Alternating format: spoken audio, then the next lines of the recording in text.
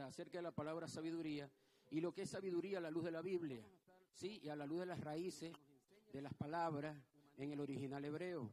Entonces es importante que entendamos que el sistema humanista al cual nosotros nos enfrentamos diariamente, en el cual coexistimos, habitamos, y no en balde el Señor dijo, aunque vivas en este mundo, no perteneces a este mundo. Es decir, pero vivimos en este mundo. Por eso es que es importante conocer cómo funciona y cuáles son todas las maquinaciones que el enemigo tiene a través de todo este sistema humanista para hacernos caer, para hacernos desenfocar y robarnos, pues, lo que ya Dios nos ha dado desde la eternidad. ¿Sí? Que es una vida llena de prosperidad, dice, porque dice su palabra, hijo, quiero que prosperes en todo, al mismo tiempo que prospera tu alma. Pero ¿cuándo prospera el alma? Pregúnteme, ¿cuándo prospera el alma, pastor? Cuando todas esas emociones, porque el alma es el banco de las emociones, cuando todas estas emociones naturales que tenemos se sujetan al espíritu. Entonces, nosotros no estamos juzgando a alguien que sea alegre, a alguien que sea tal vez altivo ni nada por el estilo. Lo que estamos haciendo es que todas esas emociones que están sujetas, ¿verdad?, en el alma, ahora pasen a ser cautivas por el Espíritu Santo. Entonces empiezan a producir para el propósito que han sido diseñadas. No, creo que no me entendieron. Es decir, cuando yo digo que la palabra nos ha enseñado que el Señor nos escribe allí y dice, quiero que seas prosperado en todo, al mismo tiempo que prospera tu alma, es porque en el alma están contenidas todas las emociones. Casi todo lo que nos hace fallar, por no decir que todo, está en nuestra alma. Están los deseos de la carne, está el odio, está la envidia, está la venganza, está la falta de perdón, están los sentimientos humanos. Ojo, sentimientos humanos. Te van a decir, pastor, pero los sentimientos humanos son malos. Si no están sujetos al Espíritu, te hacen meter en problemas. Cuando nos encontramos con esta verdad presente, nace algo que es conocido como educación orgánica. Es la educación que viene del Espíritu. Entonces proviene del Espíritu para controlar y sujetar todas esas emociones naturales que te hacen pecar.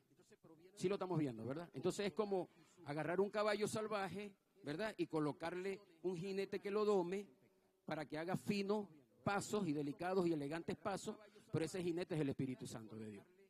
¿Ya? Ahora sí lo vimos, ¿verdad? Bueno, a ustedes les gustan los caballos, ya veo. Entonces, esta palabra sabiduría nos va a introducir en esta noche, nos va a permitir sumergirnos en las aguas del Espíritu para comprender por qué tenemos que hablar nosotros de 7 columnas de sabiduría. Es sumamente importante. ¿Y qué tiene que ver esto con la temporada? Sí, que la temporada es despertar de la conciencia para el cumplimiento del propósito eterno. Saber si estamos funcionando, primero, para lo que fuimos diseñados. Y segundo, si estamos dando fruto para lo que hemos sido enviados, si estamos en el lugar correcto. Y cuando digo lugar correcto, me refiero a iglesia, sí, también, claro, aplica el término. Pero también me refiero al lugar que estamos cumpliendo en el cuerpo de Cristo. ¿Estoy en el lugar que quiero o estoy en el lugar que me corresponde? ¿Ven ya? Entonces es importante porque cuando nosotros determinamos e identificamos eso, entonces yo empiezo a funcionar para lo que he sido enviado. Entonces todo lo que haga va a ser prosperado porque estoy conectado con el diseño original que el Padre tiene para mí, que no es otra cosa que el propósito eterno que ha depositado desde la eternidad en cada uno de nosotros. Porque ya todos sabemos que no estamos aquí por casualidad, ¿verdad? No es que Dios un día dijo, oye, este hombre, envíalo para allá a ver qué sale de ahí. Vamos a enviarlo para allá, para la tierra, vamos a darle vida a ver qué sale de ahí. Porque no lo soporto aquí, no. Porque todo lo hizo pensado, todo lo hizo perfecto. Las Escrituras dicen que su imagen y semejanza nos hizo. ¿Ve? Entonces nos envió con un propósito maravilloso. Pero también nos equipó con armas, con poder, autoridad, con dones espirituales, con dones del Espíritu, con gracias ministeriales, para poder hacer frente a las acechanzas del enemigo, pero también para vencer en cada instante, para vencer en cada momento. Y aunque la adversidad va a venir, la escasez va a venir, tú tienes que recordarle a la adversidad que más grande es el que está en ti, porque puede ser que ese problema tenga un tamaño grande, pero más grande es el que está en ti que lo que están viendo tus ojos. Pero ¿qué es lo que ocurre tradicionalmente? Que cuando vemos un problema se nos olvida todo lo que dice la Biblia. Y casi que terminamos rindiéndole culto al problema. ¿Ve? Y nosotros hemos sido engendrados para gobernar la creación. Pero nada va a pasar si no nos lo creemos. ¿Ve? Si no nos lo creemos, nada va a pasar. Entonces, hemos sido creados para gobernar. Eso quiere decir que yo soy un gobernador del reino de Dios en la tierra. Donde se levante un hombre de Dios, se está levantando un gobernador del reino. Donde se levante una mujer de Dios, se está levantando una gobernadora del reino. No es cualquier cosa, no es una barajita que no tiene valor. Tenemos todo el valor del mundo. Nuestro valor no lo dice el dólar today ni el dólar paralelo. Nuestro valor está marcado en la Biblia porque a precio de sangre fuimos pagados y fuimos comprados. Miren, esa noticia tiene que alegrarnos cada instante. Debe venirnos al espíritu, a la sabiduría, a nuestra inteligencia cada instante. Porque yo sé que frecuentes son los embates del enemigo y nos ataca en el campo de batalla, aquí, en la mente, a través de formas pensantes que quieren establecer gobierno de nuestras acciones. Pero no se lo permita, porque aquí estamos para identificar cómo funciona. Y si conocemos cómo funciona, seremos vencedores.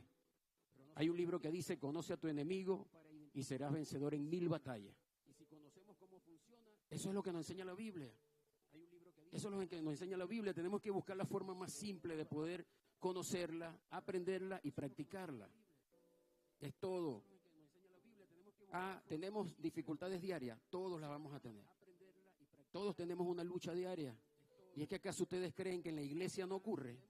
Es que la iglesia es el primer centro de batalla donde el enemigo va a atacar. Porque se supone que esto es un centro, o se supone no, confirmamos que esto es un centro de formación apostólico para gobernar las naciones. Entonces, si tú te estás equipando para gobernar las naciones y la nación ya cree, o alguien se cree que es el príncipe de este mundo, vamos a tener una lucha, claro que sí. Pero que eso no es para atemorizarnos, ni para que nos des miedo. Eso es para entender que estamos armados y estamos equipados para poder vencerles en 1000 batallas si fuera necesario. Por eso es que la palabra nos enseña que en Cristo somos más que vencedores. Y aplauda si va a aplaudir.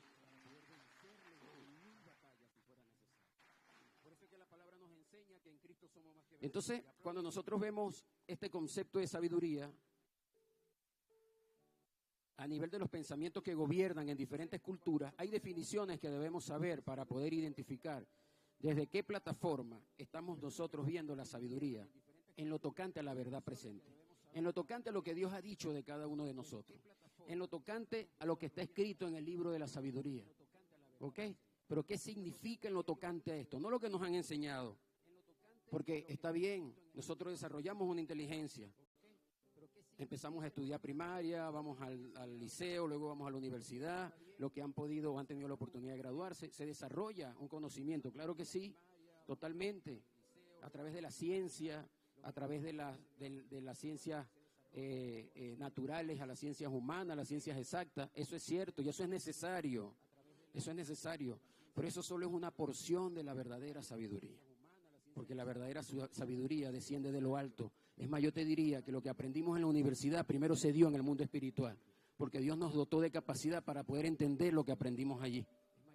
Solo que el sistema no te lo va a mostrar, porque no le interesa. El sistema no le interesa que tú sepas que hay alguien mayor que rige, que dirige, que nos creó, que nos gobierna y que nos cuida todos los días. Por supuesto que no le va a interesar, porque esto es una batalla del bien contra el mal. Y gracias a Dios nosotros estamos del lado del bien. ¿Verdad que sí? Porque por eso que tenemos esos rostros de vencedores. Por eso que hay una sonrisa de victoria en esta noche. Por eso que hay una atmósfera de adoración tremenda. Hay una nube de gloria estacionada sobre este sitio. Y solo los que vinieron a adorar en espíritu y en verdad se llevarán esa porción a casa para compartirla con familia.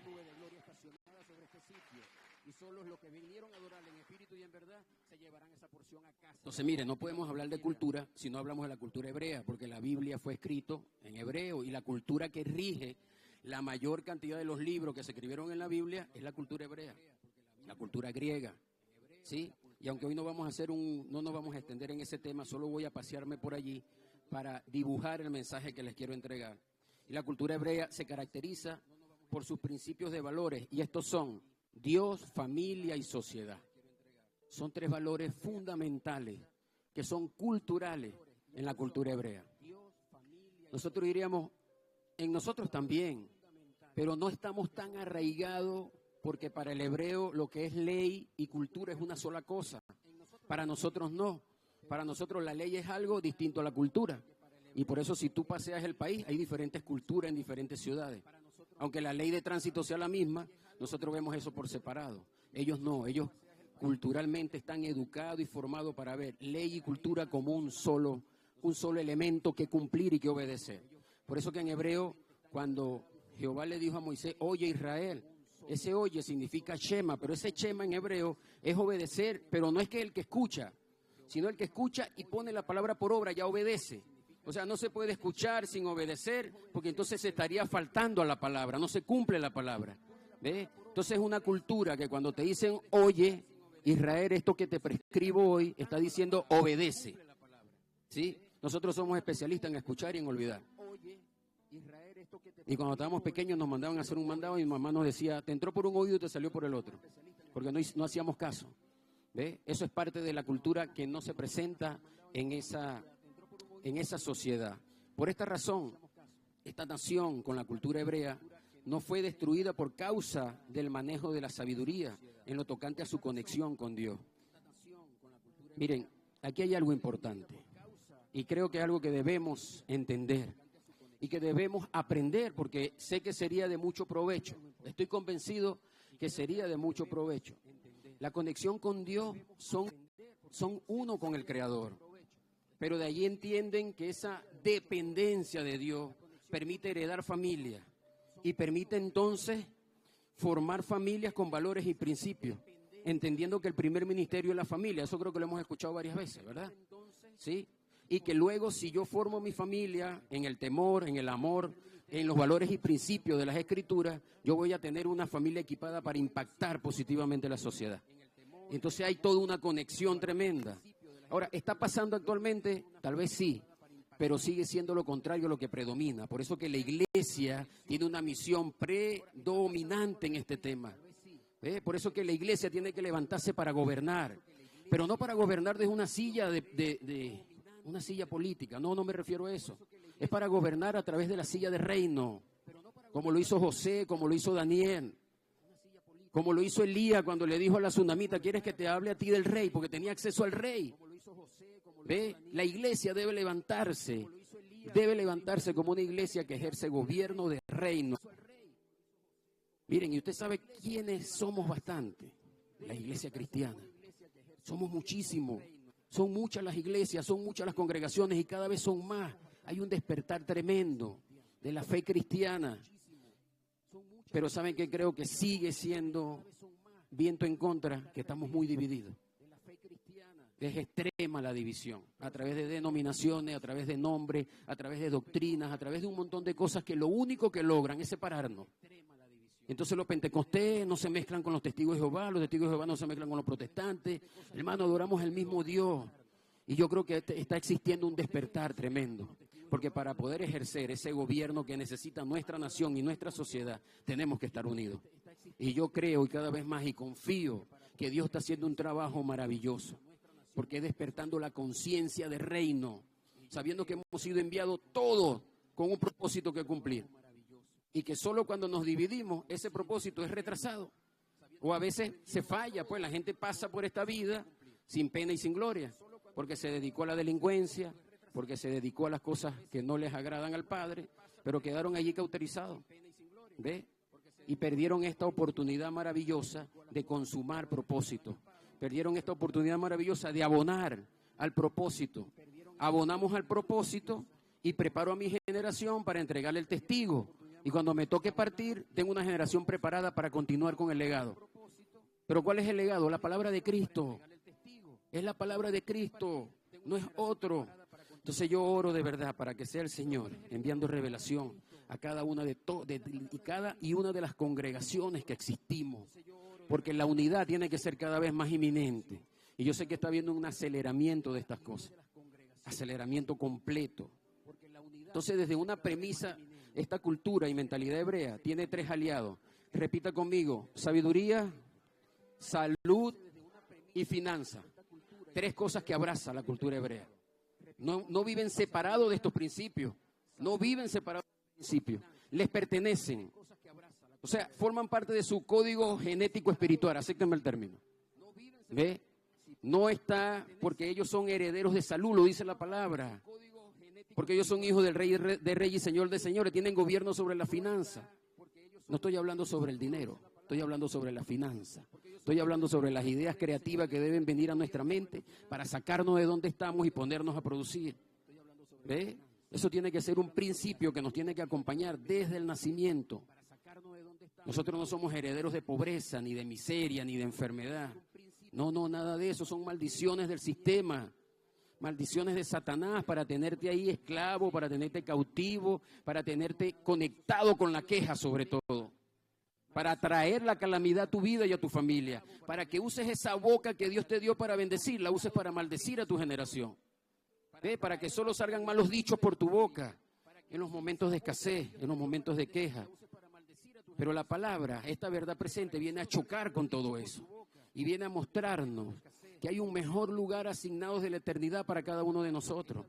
Y no hablo solamente de riquezas monetarias, no me malinterprete. Hablo de la economía del reino. Hablo que de las riquezas profundas de las naciones nos pertenecen. Hablo que la iglesia tiene que levantarse para gobernar sobre la creación. Hablo que nosotros debemos ser los más influyentes en una decisión de gobierno. La iglesia, por el contrario, se ha apartado. ¿Y qué tenemos como consecuencia? Leyes, movimientos LGTB cada vez más fortalecidos, decisiones gubernamentales donde están aceptando el matrimonio del mismo sexo. ¿Sí? Son seres creados por Dios, sí, y los respetamos y les amamos. Y ojalá que esta verdad les abrace. Pero tenemos que decir lo que la Biblia dice al respecto, no lo que yo pienso. Lo que nosotros pensamos no importa, importa lo que dice la palabra. ¿Okay? Entonces miren cómo esta cultura abraza estos tres principios, tiene tres aliados constantes y fundamentales. Pero nosotros debemos tener en cuenta esta cultura para ver qué podemos aprender de ella y todos los principios que está plasmado en algo que nosotros le llamamos Biblia y que la tomamos a veces o como un libro mágico o como un libro místico. Porque leemos la Biblia y creemos que lo que dice la Biblia no es para nosotros, es para otra especie. Cuando Dios dice que te va a prosperar, que seas forzado, valiente, que va a tener cuidado de ti, que te ha sostenido con tu diestra de justicia, que te va a bendecir, que te va a multiplicar, pareciera que esa palabra no es para nosotros. No la creemos. Entonces, ¿cómo podemos tomarnos un medicamento que no creemos que nos va a sanar? ¿Ven? Por eso que la palabra dice que para el que cree, todo es posible. Pero para el que no cree, ni porque los ojos vean van a creer.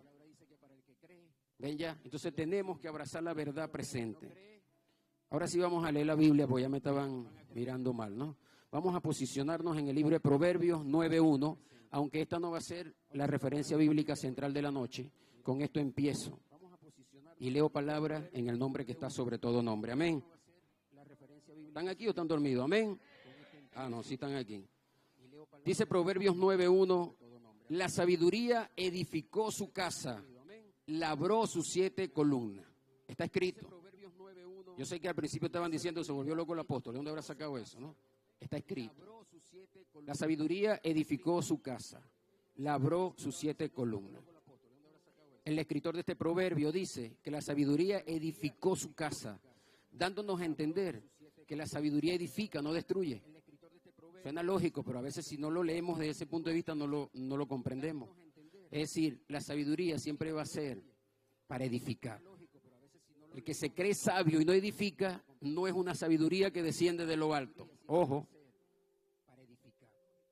El que se cree sabio y no edifica con su sabiduría, no es una sabiduría que hace honor y pone en alto el nombre del Padre.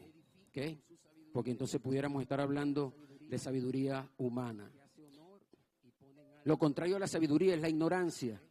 Y esta palabra ignorancia en una mentalidad bíblica se traduce como necedad o necio. El ignorante cree que sabe y por eso se niega a querer aprender lo nuevo que trae la sabiduría. Continúo en Proverbio 14:1. Dice, la mujer sabia edifica su casa, mas la necia con sus manos la derriba. La mujer sabia edifica su casa, mas la necia con sus manos la derriba. Este proverbio dice que la sabiduría edifica y la necedad o la ignorancia derriba o destruye.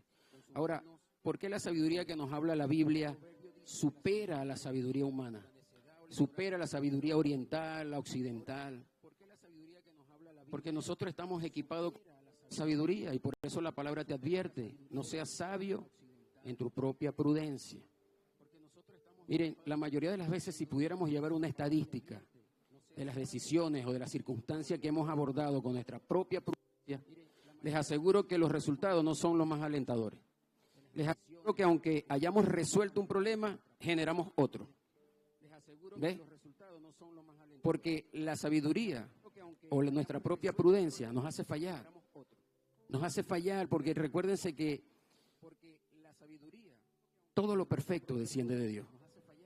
Y si tú quieres caminar hacia esa perfección, tú tienes que permitir que Él gobierne tu vida. Tú tienes que permitir y poner en sus manos todas esas cargas. Porque el Señor nos dice, mi paz dejo, mi paz os doy, no como la que el mundo da. Es decir, que el mundo da una paz, pero inigualable y no se puede comparar con la que el Señor da. ¿Ves? Porque no es una paz que es agradable, que es perfecta y que no añade tristeza. Es una paz temporal, que es efímera y que si la creaste o la produciste tú con tu propia fuerza, prepárate porque debe venir el problema cerquita. Entonces, qué importante es que nosotros cada vez más aprendamos a confiar en el Señor, a confiar en Él, a poner nuestras cargas en Él. Sí, para que sean ligeras y fácil de llevar, como dice su palabra. Pero somos demasiado creativos, somos demasiado sabios para esperar que el Señor obre. Y eso tenemos que aprender a controlarlo. Tenemos que aprender a esperar el tiempo de Dios sin dejar de accionar, porque todos los extremos son malos. También entonces oramos y no salimos de la casa. Y si no sales de la casa, nada va a ocurrir. Porque viene la injerencia humana ante cada oración. Hay direcciones de Dios que mientras que están en el corazón de Dios tienen una injerencia divina. Pero cuando el Padre suelta la palabra, ahora viene una injerencia humana que es la que nosotros tenemos que hacer. ¿Ven? Entonces hay que estar atento a todo esto. Pero bueno, nos vamos a ubicar en el libro de Efesios, capítulo 1, 17 y 18. ¿Me van siguiendo la huella, verdad que sí? ¿Estamos entendidos? ¿Estamos conectados? ¿Sí?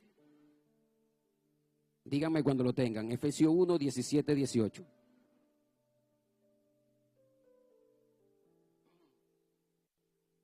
Leo. Para que el Dios de nuestro Señor Jesucristo, el Padre de gloria, os dé espíritu de sabiduría. Repita conmigo, espíritu de sabiduría.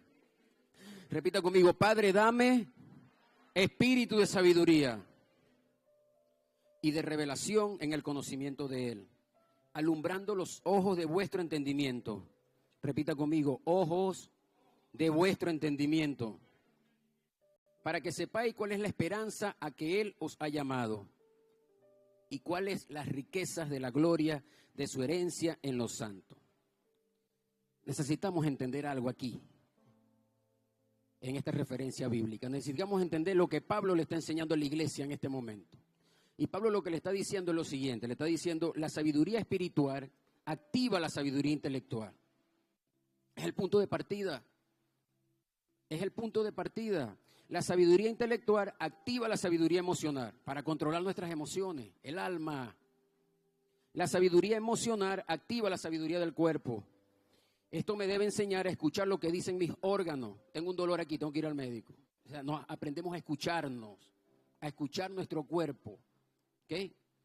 Esto activa la sabiduría social y la sabiduría social activa la sabiduría económica. Es decir, que estamos equipados con todo. Ahora, queremos que esto funcione en nuestras áreas todas, ¿verdad que sí? Tenemos que pedírselo al Padre. Pero no pedir como el que mendiga una limosna. Pedir entendiendo que ya ha sido un edicto firmado por el rey que te coloca y te califica como heredero de una herencia que tú tienes que reclamar para ser administrada. ¿Ves? Pero no es decir como que, Padre, ¿será que tú quieres ayudarme? No, Padre, tú dijiste en tu palabra que esto me pertenece, así que dámelo. Y dámelo ya. ¿Ves? Porque nos está ordenando en Zacarías 10:1, pedid y se os dará. Pero esa palabra pedir viene de una raíz que establece una similitud al hombre que gana un juicio y que ya tiene un fallo de un tribunal a favor y tiene que reclamar lo que le pertenece. ¿Ve? Entonces no es una limosna la que tenemos que pedir. Es pedir lo que Dios ya nos ha consagrado en las Escrituras y desde la eternidad, y Él mismo ha dicho que nos pertenece. Y hasta donde yo sé, Él no miente ni se arrepiente. ¿Ve? Entonces tenemos que salir del lugar donde estamos, porque sé que esta palabra nos está hablando a muchos en este momento. ¿Mm? Entonces, repita conmigo: ser para hacer, hacer para tener, tener para dar y dar para honrar. Se lo explico como me lo ministraba el Padre cuando lo estaba estudiando. Ser para nacer es descubrir nuestra identidad de hijo para hacer la voluntad de Dios, ¿ok?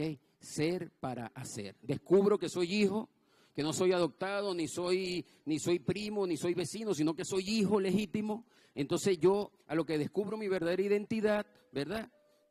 Yo descubro cuál es la voluntad que tengo que hacer, la voluntad que el Padre me marcó, ¿ok? Hacer para tener es hacer la voluntad para tener gobierno sobre la creación. Y esto tiene que ver con reino, con dominio, con principios y códigos de reino, que están ahí esperando porque tú te decidas, te enfoques, te determines y seas esforzado y valiente. Y vayas por la riqueza que te pertenece. ¿Okay? Y tener para dar es gobernar la creación, porque lo engendrado ha sido implantado para gobernar la creación de Dios.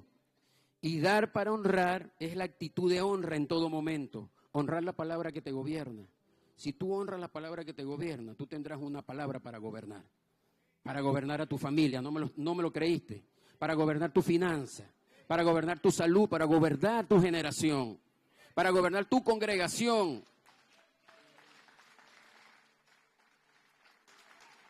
Miren, la actitud de honra es tan importante que te permite caminar en dimensiones de reino. Cuando tu actitud es honrar en todo momento, miren, no hay ninguna puerta que no pueda ser abierta a través de una palabra que salga por tu boca.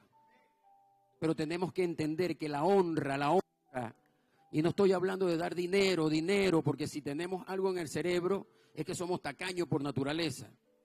¿Ve? No estoy hablando de eso, estoy hablando de conectarse. A su paso, ustedes tienen que ser agentes de honra. Miren, yo le digo a mis hijos, cuando vayan a visitar a su abuela, miren, a ver, si hay un bombillo quemado, vayan a comprarlo y pónganlo, sin que su abuela los mande. Si van caminando y vieron un vaso tirado, recójanlo, no importa, no esperen que los manden. No, que no fui yo el que lo puse, no importa, recójanlo. Desarrollen usted la actitud de honrar en todo momento. Y además la palabra nos dice que el que honra a madre y a padre, ¿verdad? Sus días son alargados. Entonces la honra. Tenemos que honrar. La palabra que te bendice, cada vez que tú la honras, te bendice más. Pero eso se nos tiene que revelar en el Espíritu.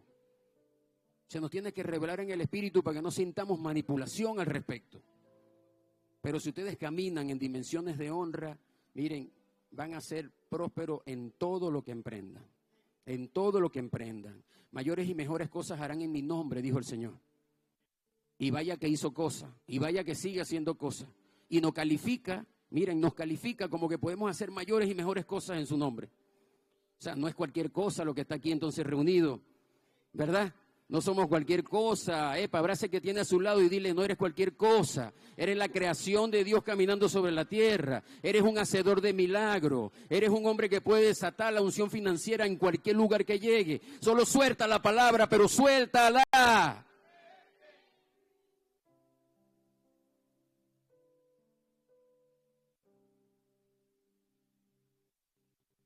Repita conmigo. Soy libre, independiente, capaz, productivo y dadivoso. Y dadivoso. ¿Qué personaje de la Biblia nos muestra o queremos colocar en el centro de esta enseñanza? Hay un hombre que la historia bíblica ha catalogado como el hombre más sabio de todos los tiempos. ¿Quién sabe cómo se llama? ¿Cómo se llama? Salomón. Eso es correcto. Vamos a estarnos paseando en la primera de Corintios, capítulo 28 y 29. Estaciónese ahí y déjese dirigir que yo voy a ir leyendo, ¿ok? Tome notas si trajo cuadernos para que luego el Espíritu le revele cuando usted entre en el aposento alto, en intimidad. Si Dios le revela algo distinto a lo que va a recibir esta noche, me lo comparto yo, por favor. Entonces, cuando leemos la historia de Salomón y de David, nos damos cuenta que definitivamente, en lo tocante al reino, no es quien se crea que califica, sino es quien Dios quiere calificar.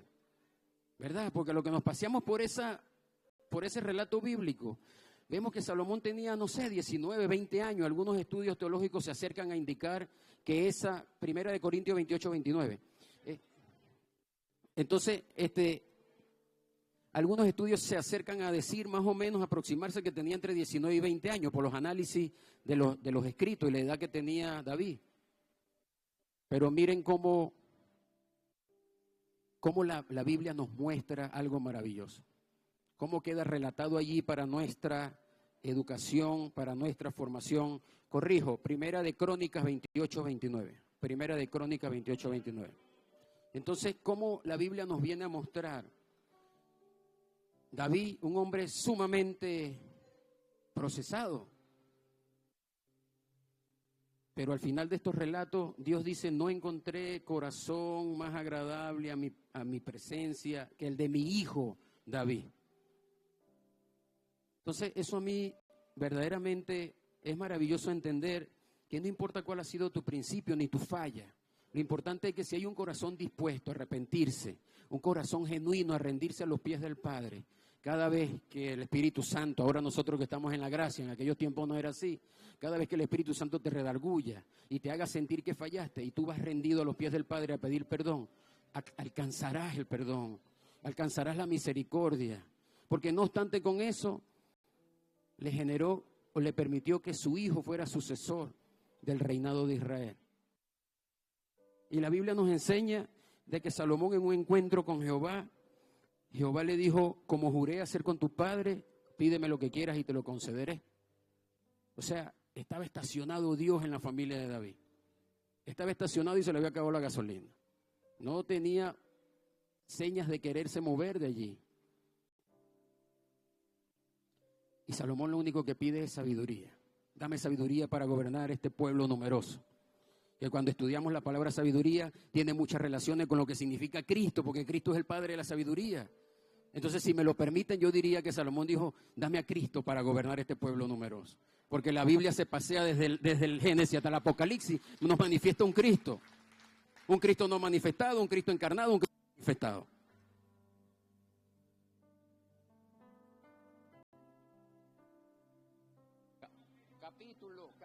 Capítulo.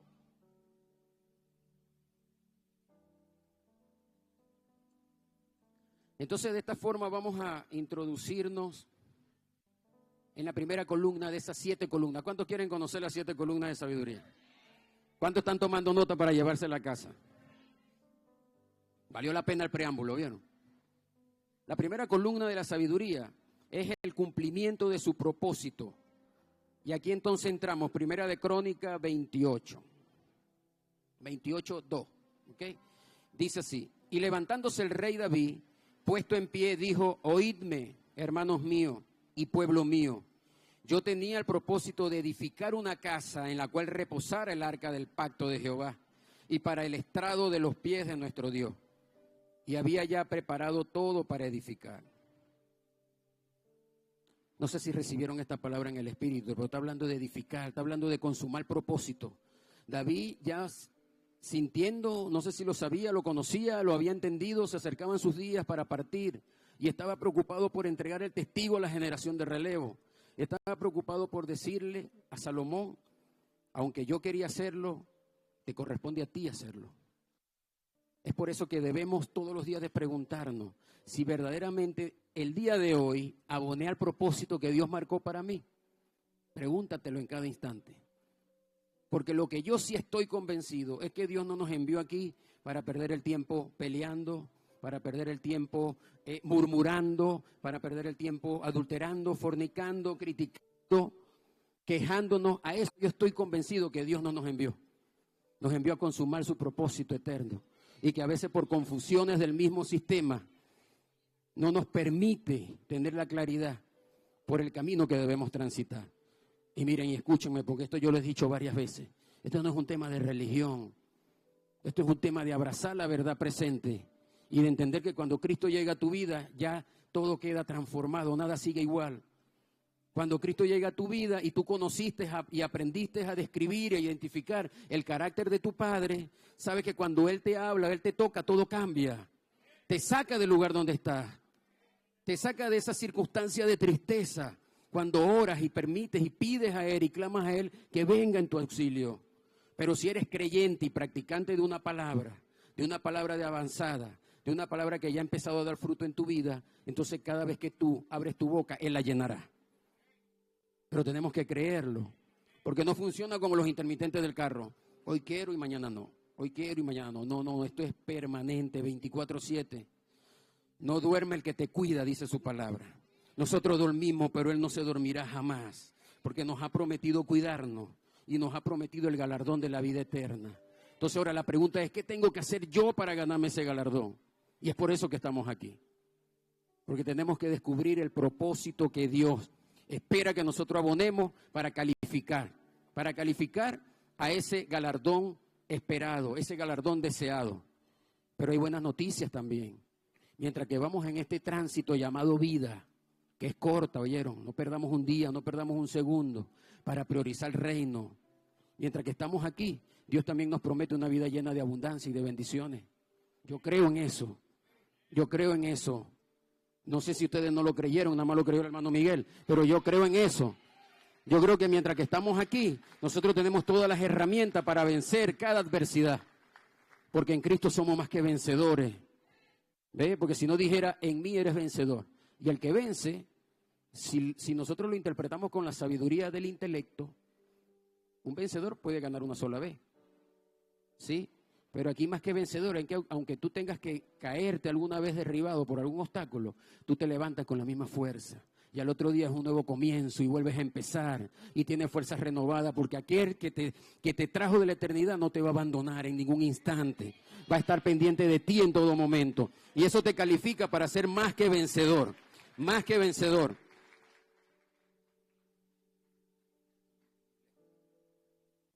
Entonces estamos en la temporada donde esta sabiduría, este tipo de sabiduría, ¿verdad? Que es cumplir con el propósito eterno. Vayan anotando porque al final no los voy a dejar salir si no me dicen cuáles son las 7 columnas. Dice toda la gente de seguridad se me pone en la puerta pila. La segunda columna de la sabiduría es de la planificación. ¿Cómo así? Ya se los voy a explicar por la palabra. Primera de Crónicas 28:12.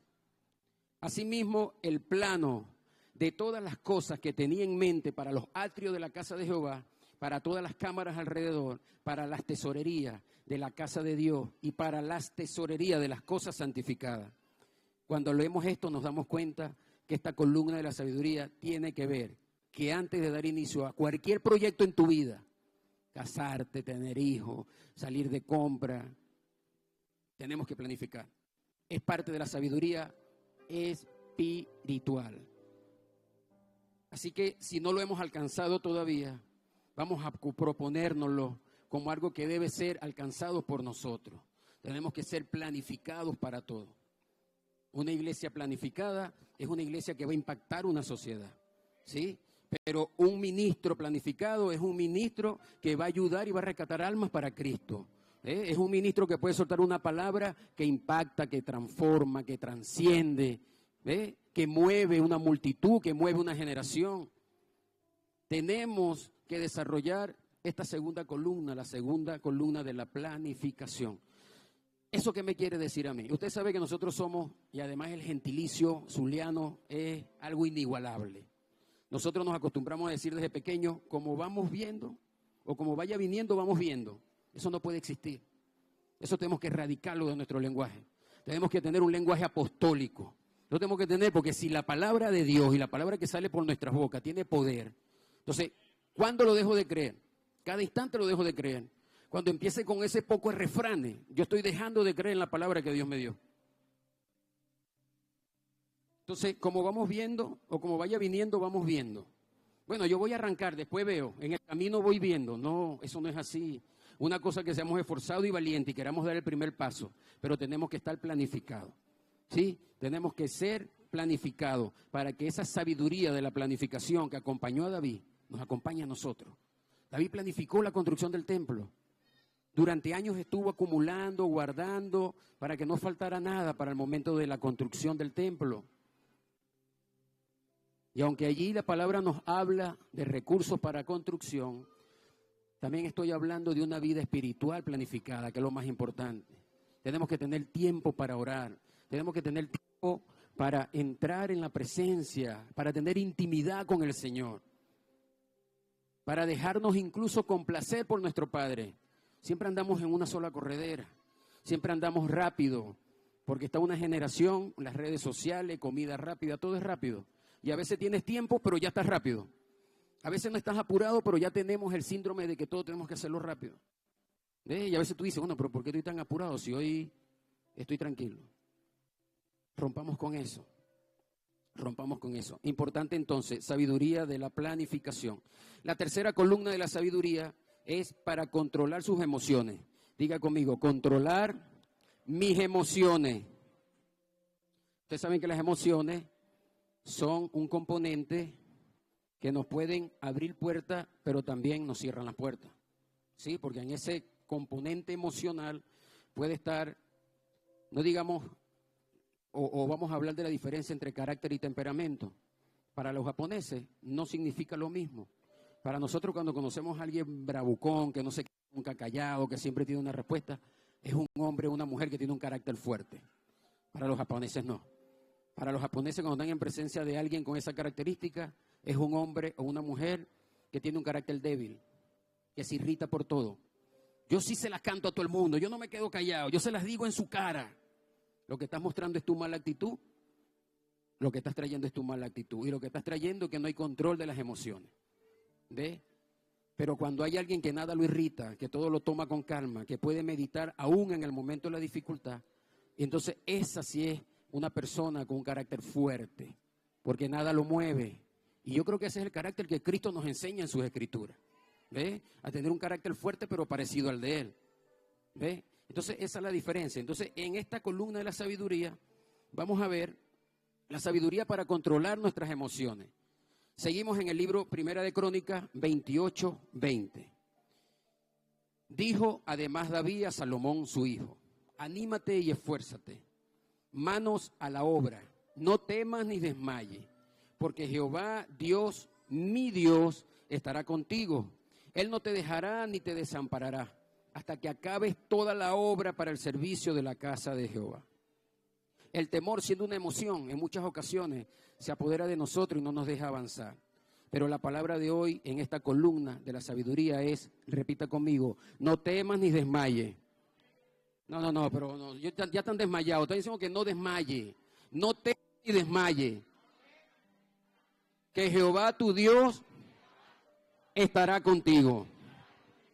Entonces, esta columna de la sabiduría del control de nuestras emociones es que nosotros no podemos ser temperamentales.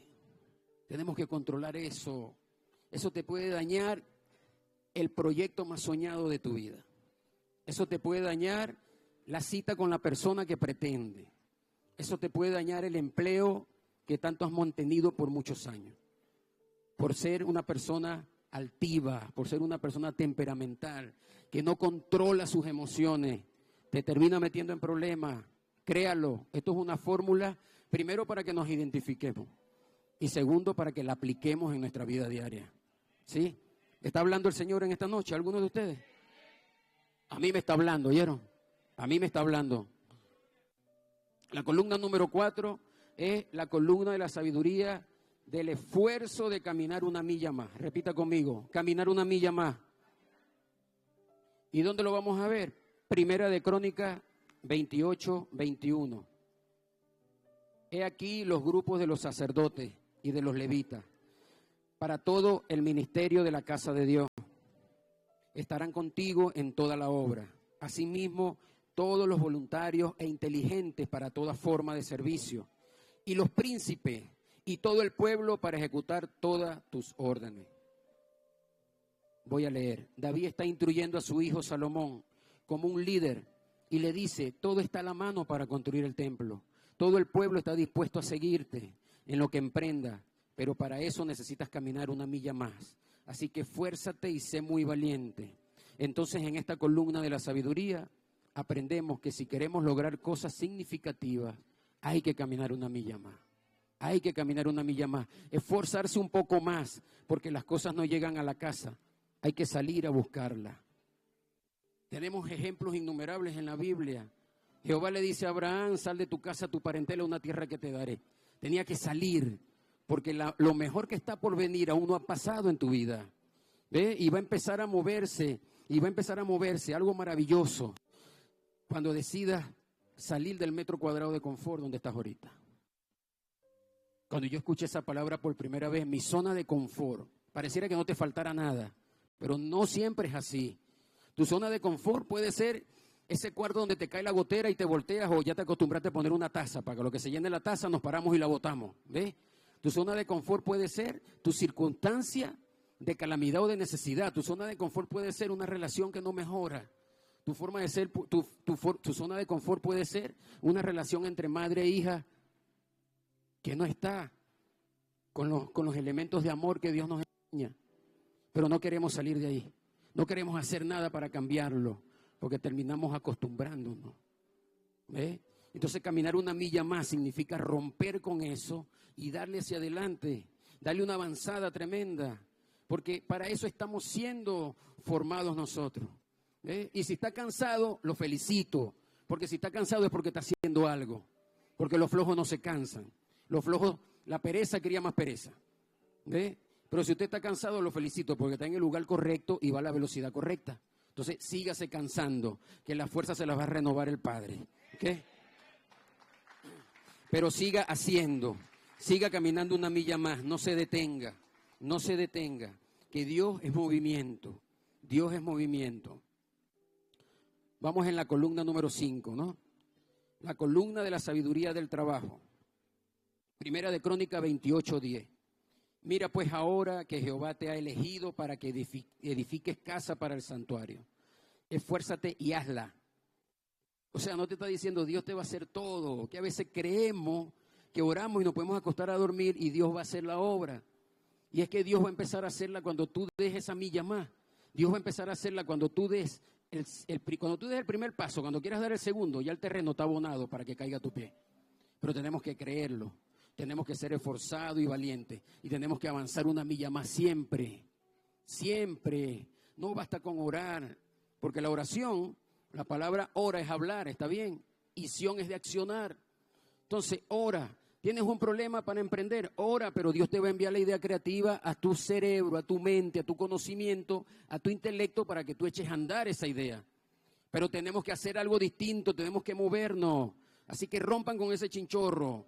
Métanle candela al rancho, como hizo un cantante por ahí. ¿Ve? Y tenemos que echar a andar, tenemos que avanzar hacia adelante. El trabajo ha sido un concepto que mucha gente ha tenido equivocada, ignorando que Dios honra el trabajo de nuestras manos. Dios no trabaja con flojo, así que dígale al que está a su lado, creo que te están hablando a ti. No, pero usted defiéndase, dígale, no, a mí no, yo no soy ningún flojo, yo soy esforzado y valiente. Llegamos así de esta manera a la columna número 6. Y la columna número 6 es la columna de la sabiduría del servicio. Si yo le digo que levanten la mano los servidores, ¿quién levantaría la mano? A ver, levanten la mano los servidores de esta casa. O sea que el resto no sirve al Señor. Todos somos servidores, todos debemos levantar la mano. Todos somos servidores. Porque la palabra ministerio es servicio. Es servicio, es servir. Y aquel que quiera ser el más grande, sirva a los demás, dice el Señor. Es decir, que uno de los ministerios que tiene la gracia del Señor es cuando servimos a los demás. Primera de Crónicas 28:9, columna de la sabiduría del servicio. Y dice, y tú Salomón, hijo mío, reconoce al Dios de tu Padre y sírvele con corazón perfecto y con ánimo voluntario, porque Jehová escudriña los corazones de todos y entiende todo intento de los pensamientos. Si tú le buscares, lo hallarás, mas si lo dejares, Él te desechará para siempre. Servir siempre va a traer ganancia. La Biblia nos enseña que Jesús vino a servir. Y él dijo que el que esté con él, las cosas que él hizo también debemos hacerlas. Y lo que hizo Jesús fue servir. Sirvió a los demás. Sirvió a los demás siendo el Rey de Reyes y Señor de Señores, vuelto hombre. Sirvió a los demás. O sea, miren qué nivel. Entonces nosotros pareciera que a veces nos cuesta servir. Nos cuesta servir cuando allí cada vez que tú sirves y extiendes las manos, cuando tú tienes manos extendidas, no solo para esperar que te den, sino manos extendidas para dar, tú estás desatando una bendición tremenda en el mundo espiritual, porque te estás entonces constituyendo en eso que dice que el ama al dador alegre, no el que da por tristeza ni por necesidad, sino el que se desprende aún de lo que le falta, aún lo que necesita, es capaz de soltarlo, solamente para honrar el servicio, para honrar la naturaleza con la cual nosotros hemos sido creados desde la eternidad. ¿Ves? Que es servir, servir, servir y servir. Uno del cumplimiento del propósito eterno en nuestras vidas es el servicio a los demás. Es uno de los que nunca, nunca debemos olvidar. Y no solamente servir a los que conocemos, ¿ok? Porque la palabra dice que ahí no hay nada de extraordinario. Si solo amas a quien ama, mi mamá espera que yo la ame y yo espero que mi mamá me ame. Eso es como que muy fácil, ¿no? Muy lógico tal vez. El tema es amar al que ha hablado de ti. Servir al que no conoce. Servir al que a lo mejor nunca te lo va a agradecer. Ahí está. ¿Estamos preparados para eso? Porque ese es el don de servir. Ese es el auténtico y genuino don del servicio. Cuando yo doy algo sin esperar nada y sin que me interese, si no me dieron las gracias no importa, yo le sirvo es a Dios y de Él viene la recompensa. Entonces amamos a Dios, ¿verdad? Y manifestamos que le amamos a Dios cuando servimos a su creación. Y su creación somos todos nosotros.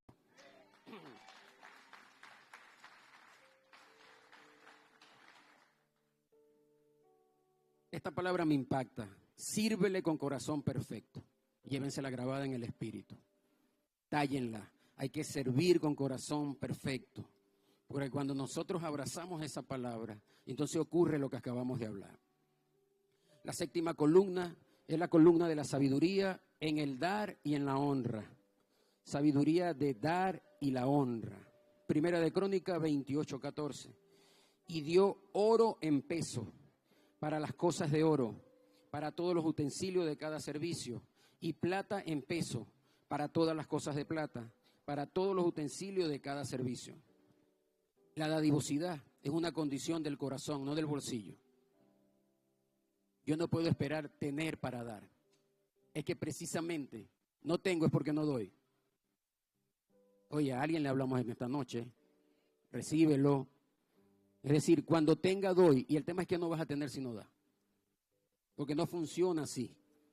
No es un juego de lotería, no es un juego del azar, no. Es un principio de reino, que si lo abrazas y permite que se te revele en tu espíritu, no te faltará la provisión jamás. Porque Dios lo ha dicho, lo ha dejado escrito. Si podemos tener en cuenta estas 7 columnas de la sabiduría y la aplicamos en nuestras vidas, sin duda terminaremos cumpliendo su propósito eterno en esta tierra. Te invito a que juntamente conmigo hagamos este repaso de las 7 columnas en casa. Revísenla. Yo les puedo pasar el material, no tengo problema por eso, pero tenemos que ponerlo por obra, ¿sí? Porque no está escrito ahí para que sea una lectura ligera, está escrito para que las escudriñemos, descifremos esos códigos, los abracemos y caminemos sobre esa palabra todos los días. Déjate gobernar por esta palabra. Dios te entregará códigos, te entregará sabiduría de lo alto para que puedas vencer cada dificultad que se te presente. ¿Ves? Que cuando tú veas venir la dificultad, ya más atrás viene la solución. Eso lo creemos, lo hemos vivido, somos testimonio vivo de eso. Vamos a adorarle al Padre, pónganse sobre sus pies, ¿sí? Vamos a darle gracias al Señor por esta noche maravillosa y vamos a permitir que el Espíritu Santo continúe fluyendo dentro de nosotros, que el Espíritu Santo, el cual está en mí, por mí y conmigo en todo momento, me muestre cada uno de los misterios que están circunscritos en el libro de la sabiduría, para poder abrazarlo. Y de esta manera despedimos a todos los que lograron conectarse a través de las redes sociales. Les bendecimos aún desde la distancia. Creemos que hay palabras que viajaron a través de las redes sociales para edificarte, para catapultarte y para recordarte el lugar que debes ocupar, que es un lugar en la mesa del Rey. Es el lugar donde el Rey te ha tenido y te ha estado esperando por siempre. Así que echa mano de la buena obra. Vamos a dar un aplauso a todos los que lograron conectarse y con esto los despedimos y vamos a adorarle al Padre. Nos quedamos nosotros acá en casa.